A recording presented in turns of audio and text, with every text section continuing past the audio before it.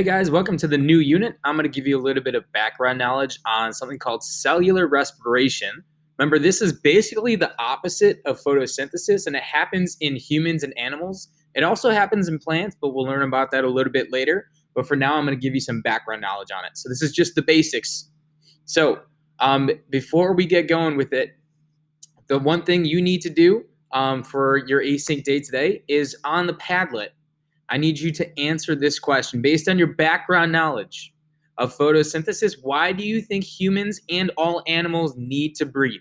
I want you to use as much data as you possibly can. I want you to cite your sources from anything in photosynthesis that you think might help your hypothesis here. So go ahead and make that post on the Padlet. You can pause the video and then come back. I'm going to keep going here. So just an overview of what cellular respiration is. Let me move this out of the way. Let's see if I can. Here we go. Cellular respiration. It happens inside of the cells, inside of human cells, inside of any animal cells, even plant cells. And it's releasing chemical energy from sugars and other carbon-based molecules to make ATP. And so when we eat food, we break it down. Our body breaks it down. Our body uses sugars like glucose in the cellular respiration process to break it down even further and eventually make ATP. That's how we get energy as animals. This process is also something that is called aerobic, which means you need oxygen for it to happen. So if you're not breathing, this process cannot happen. So there are three main stages of cellular respiration. The first one is called glycolysis. In glycolysis, after you've chewed your food and you've broken it down, your body gets glucose and other carbon-based sugars. You're going to split that glucose. You're going to make some ATP. The next step, you're going to make even more ATP and other energy-carrying molecules for the last step, which is the electron transport chain.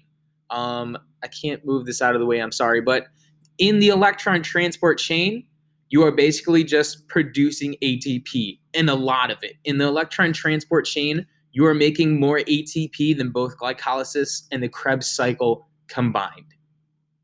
So the whole point is just making energy. Now, the two main locations of cellular respiration, the first one is in something called the cytoplasm. If you look at a cell here, the cytoplasm has all of these organelles, and then in between you see like this bluish gray stuff. It's kind of like a soupy, syrupy, goopy liquid. It's called the cytoplasm. That's where glycolysis happens. The electron transport chain and the Krebs cycle, which again, you guys are going to learn these in much more detail. This is just an overview. The electron transport chain and the Krebs cycle happens in something called the mitochondria. Now, you might have heard this before, but if you haven't already, the mitochondria is called the powerhouse of the cell. And it's called the powerhouse of the cell because it makes so much energy, right? At the end of the electron transport chain in the Krebs cycle, you have so much ATP, and that's how your body gets energy. So those are the two locations. All right, so that's the background knowledge. I'll make sure you guys make your Padlet post, and I'll see you guys tomorrow.